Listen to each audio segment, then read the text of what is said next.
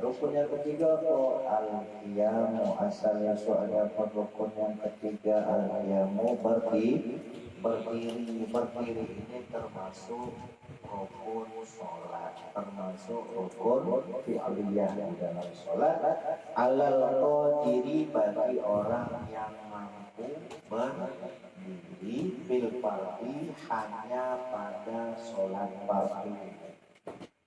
Jadi kalau sholatnya itu sholat fardu, wajib seseorang itu melakukannya dengan berdiri. Dengan catatan dia memang mampu untuk berdiri. Al-makna, maknanya adalah an-nasalisa, bahwa sesungguhnya rukun yang ketiga min arkanis sholat, daripada rukun-rukun sholat, dia mengqadiri, berdirinya orang yang mampu alaihi, untuk berdiri fil fardhi, di dalam sholat fardu bi anwa'ihi, dengan macam-macamnya sholat yang dilakukan. Min maktubin, misalnya sholat maktubah, sholat yang waktu waman zurin, dan sholat yang dinazari. Sholat yang dinazari kan hukumnya wajib. Misalkan salah aku dapat jodoh kage, aku nak sholat 2 rakaat, aku nazar nak sholat 2 rakaat, ada berjodoh wajib bayar nazarnya. Wafardi kifayatin, boleh juga dan juga wajib melaksanakan sholat itu dengan berdiri, meskipun yang dilakukan itu adalah sholat fardu kifayah. Wabisluhu, dan yang semisalnya, contohnya kalau sholat fardu kifayah ini berarti sholat apa? Sholat jenazah. Wabisluhu ma'ana sholat fardhi, dan yang sama seperti sholat fardu, itu dalam bentuknya sholat fardu kal mu'adati, seperti halnya sholat fardu yang diulangi. Sholat fardu yang diulangi ini contohnya sholat yang bermatil waktu. Wa sholat wasobi, dan sholatnya anak kecil. Pokoknya intinya kalau sholat yang dilakukan itu sholat fardu, baik fardu ain maupun fardu kifayah, maka bagi orang yang melakukannya, seandainya dia mampu berdiri, wajib dia lakukan sholat tersebut dengan berdiri. Wajibu alaihi, dan juga wajib bagi orang yang mampu tadi ayam siba izomazomrihi, untuk menegakkan tulang punggungnya ketika dia berdiri. Fa'ilam yakin, namun jikalau dia tidak mampu menegakkan tulang punggungnya, koma kaifa'amkanahu, maka boleh baginya berdiri sesuai dengan keadaan yang memungkinkan bagi dia. Cara orang ngasih gagah ya pakai tegak ini. Cuman kalau lah sepuh agak bungkuk, sulit nak tegak lurus, tidak apa.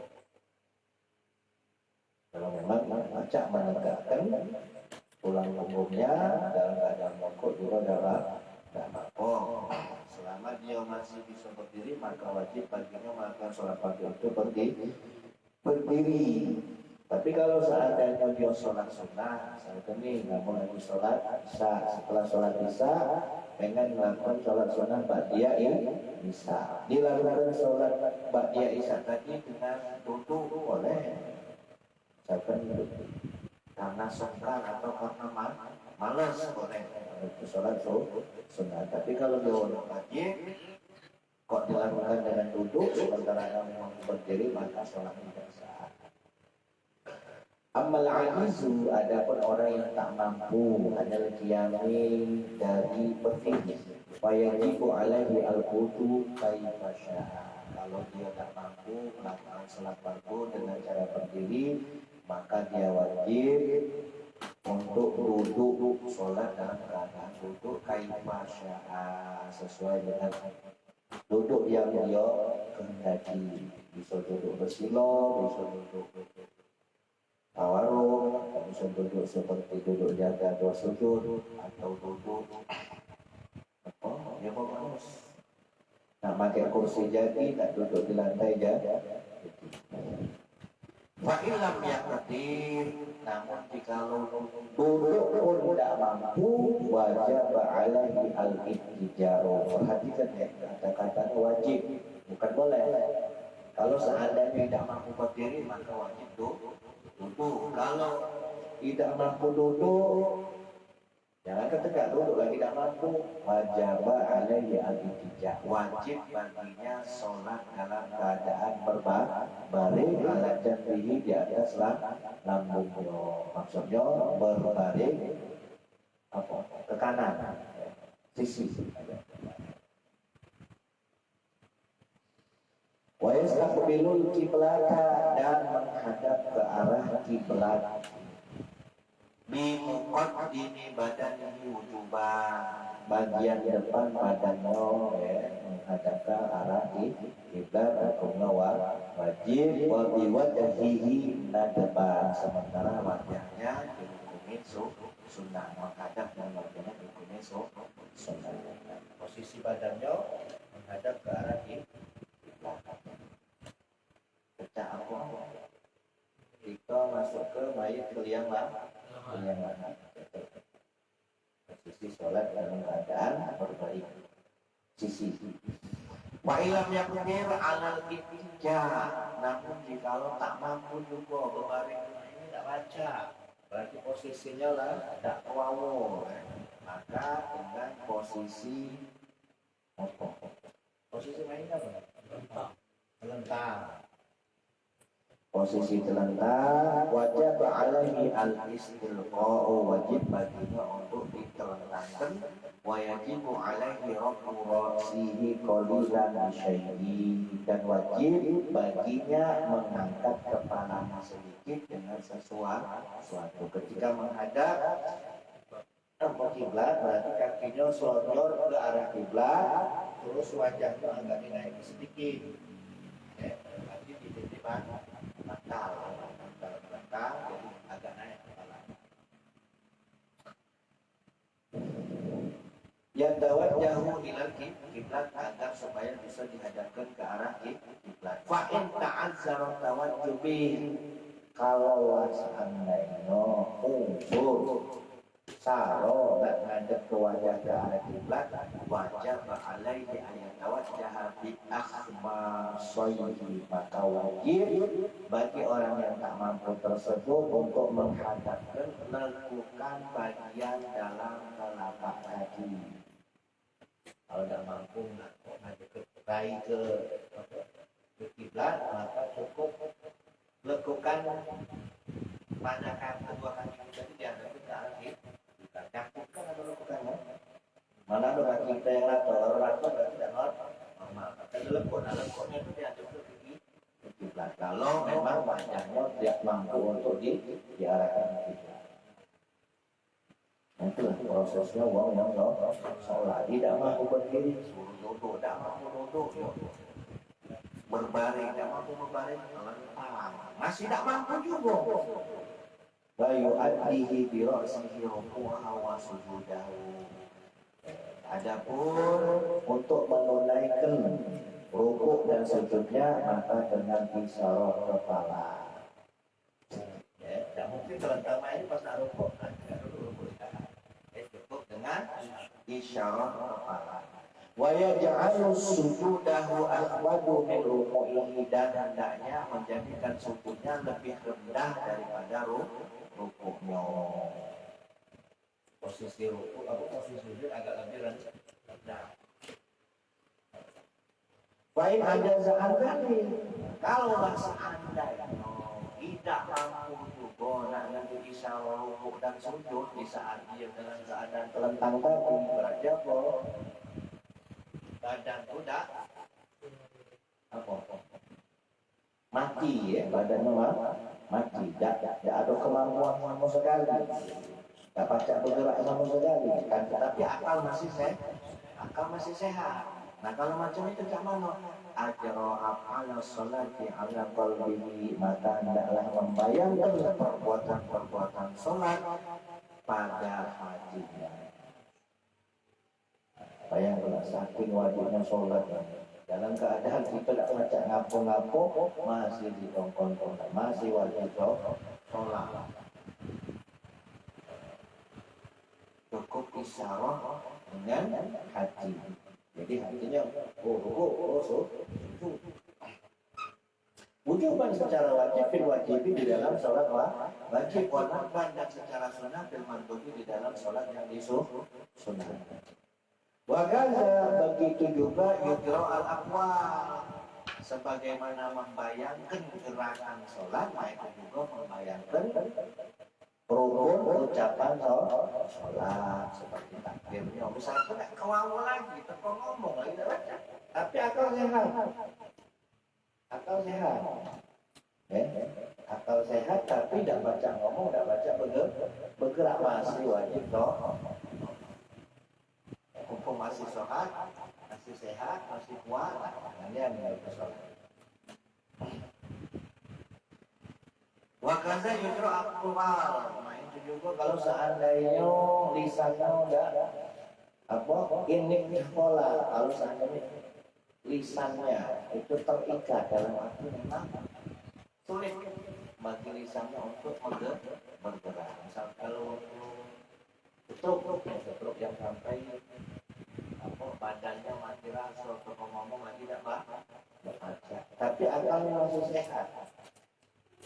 Kalau macam itu tak mana, ya dibayang, digambarkan ucapan Fatihah, tahiyat, salam. Bi ayyu manzilan nafsahu mukabbiran wa qa'iman wa rafi'an, dengan membayangkan dirinya seolah-olah dalam keadaan takbir, ketika berdiri, ketika ruku dibayangkan. Wahakala yang demikian ini wala i'adat alaih, dan tidak wajib untuk mengulangi sholatnya. Kalau seandainya setelah itu dia sembuh. Jadi selama dia sakit melakukan sholat dalam keadaan khusyuk tadi, itu dia sembuh, maka tidak perlu mengulangi sholat. Wala tasqatu as-salatu anhu madam ma'ahu sabita, dan tidaklah gugur kewajiban sholat itu darinya madam ma'ahu sabita, selama akalnya masih sehat. Tapi kalau lagi musuh, kurang secangking, 2 meter, tidak wajib itu sholat. Itu hukumnya dibalikkan ke Allah. Tapi kalau dalam syariat yang masih sehat, maka tetap wajib sholat selama akalnya masih sehat. Wa kama yasqutu al-qiyamu bil ajzi al-hissi, sebagaimana kewajiban berdiri itu gugur dengan sebab tidak mampu al-isi secara fisik. Secara fisik ditinggal memang tidak mampu berdiri, yasqutu al-qiyamu bil ajzi asyar'i, maka kewajiban berdiri itu pun gugur dengan sebab ketidakmampuan bila mana dilihat secara kacamata syariat. Wa min suwarihi, dan diantara contohnya ala tumakina mudawatuhu illa qaidah, tidak memungkinkan baginya untuk berdiri, mudawatuhu, tidak memungkinkan baginya untuk mengobati penyakit yang ia derita kecuali dengan cara duduk. Dalam arti seperti ini, misalkan oleh tim medis, si pasien ini jangan sekali-kali berdiri, kalau berdiri bisa menghambat kesembuhannya. Jadi harus tetap duduk pula. Nah, kalau keadaannya seperti itu berarti khususnya syar'i, maka boleh baginya untuk sholat dalam keadaan duduk. Al-Muslimian atau semisalnya begitu medis, jangan yang terbangun dari kasur. Kalau terbangun dari kasur bisa menghambat proses kesembuhannya, jadi tetap berbaring. Nah, kalau demikian dia sholat dalam keadaan berbaring. Wa yusolli kadzalika bila i'ada. Nah, kalau yang demikian mah itu kasusnya juga harus sholat, ya, tetap sholat meskipun dalam keadaan duduk maupun terlentang dengan tanpa mengulangi sholatnya bila mana sudah sembuh. Nah, mana kalau kita jengok uang ini mampu berdiri, ketika di luar sholat dia mampu berdiri berjalan ke masjid. Tiba-tiba pas sampai masjid sholat tadi bawa kursi duduk di kursi macam mana? Sanggar sholat. Sementara dia jalan ke masjidnya mampu. Ya kan? Banyak yang gitu. Nah. Kalau macam itu kasusnya, wa malau khafa as-sukuto, kalaulah seandainya seseorang yang sholat itu khawatir akan jatuh dan rubuh saat sholat dalam keadaan berdiri, lau sholat qa'iman wa malau sholat jama'atan, ada saatnya diam, dan kalau misalnya dia sholat berjamaah akan tetapi dia tidak mampu untuk berdiri, wala ya'juzu anhu munfaridan, dan tidaklah mampu dia berdiri kecuali dengan sholat sendirian. Ketika berjamaah tidak mampu berdiri karena takut rubuh tadi. Nah, itu alasannya. Ya semua mampu karena takut rubuh, takutnya melaksanakan sholat tadi. Atau sempoyongan lah. Fayusolli jama'atan qa'idan bila ada, maka diperbolehkan baginya sholat berjamaah dalam keadaan duduk dengan tanpa mengulangi sholatnya. Wa in kana al-infiradu afdalu, meskipun sebenarnya kalau seandainya dia sholat yang di rumah itu lebih afdal ketimbang dia sholat jamaah di masjid dalam keadaan duduk. Jadi kalau alasannya seperti itu maka boleh. Itu sehat sebenarnya. Tapi pas sholat tadi, ketika sholat kalau ada yang berdiri gak bisa sempoyongan. Tidak naruh, boleh untuk duduk. Atau semisal di rakaat pertama dia berdiri, di rakaat kedua juga dia berdiri, pas di rakaat ketiga kalau seandainya berdiri dia sempoyongan, dia baca ruku, maka boleh baginya pas di 3 ke 4 tadi tidak berdiri dengan duduk. Itu intinya kalau memang uzur, tapi jangan ecak-ecak pula. Kalau ecak-ecak tadi itu tidak sah sholat, karena berdiri itu termasuk bagian daripada rukun sholat. Kalau ngecak-ngecak tidak sah. Wa kharaja biqouli fil fardhi, dikecualikan dengan perkataan musannif di dalam salat fardu anakku salat sunnah. Fa inal qiyama fihi mandub, karena sesungguhnya berdiri di saat salat sunnah itu hukumnya sunnah, la wajibun, bukan wajib. Tadi kalau semisal kamu habis salat isya terus nak pengen salat Badiah sama, malas acungkan, tegak, duduk hilang, nggak apa-apa, sholat. Tapi ngapa? Bukan apa?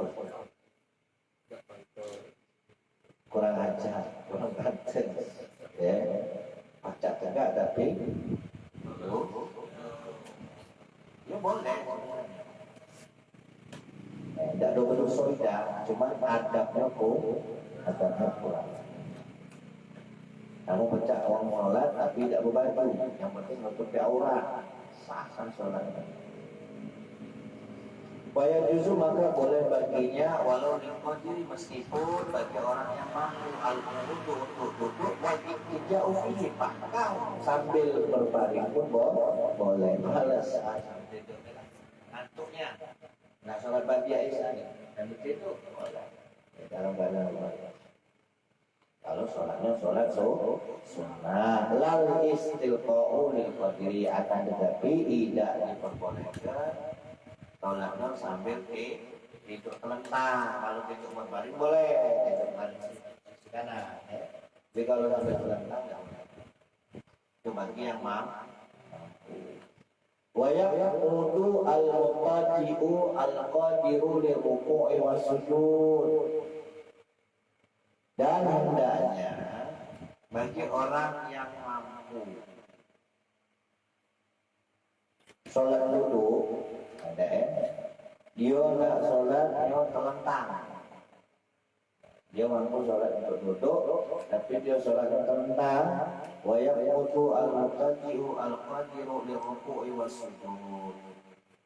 Jadi pas dia sholat telentang tadi, di saat rukuk dan sujud dia harus dalam kondisi duduk. Tahu tak? Kalau posisi berbaring tadi, sujud dan rukuknya cukup dengan isyarat. Tapi kalau sholat sunnah tadi dalam keadaan posisi telentang tadi, maka rukuk dan sujudnya harus dilakukan dalam keadaan duduk. Kalau seandainya sholat sunnah yang dilakukannya dalam posisi telentang, jadi pas rukuknya dia harus bangun dan duduk. Bisa rukuk dan sujud. Lidahnya pun boleh berbaring.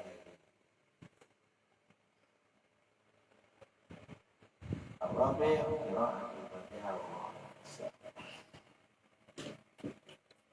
Bismillahirrahmanirrahim. Alhamdulillahirabbil alamin. Allahumma shalli ala sayyidina Muhammad wa ala ali sayyidina Muhammad. Ya Rabbana karamna bi annana karamna wa annana azramna ala laza azramna fadba alaina tawban aghfir li kulli hawban wastur lana uradi wa amini rawadi waghfir li walidina rabbi wa mawluhina wal ali wal ikhwani wa sairil khilani wa kulli mahabba aw jiratin aw suhbah wal muslimina ajma' amin rabbi asma' fadlan wajudan manna ala fikri sabibina bil mustafa rasulina sabi kulli suli salla wa salam rabbi alaihi adal habbi wa alihi wa sahbihi idadatu sisubi alhamdulillah.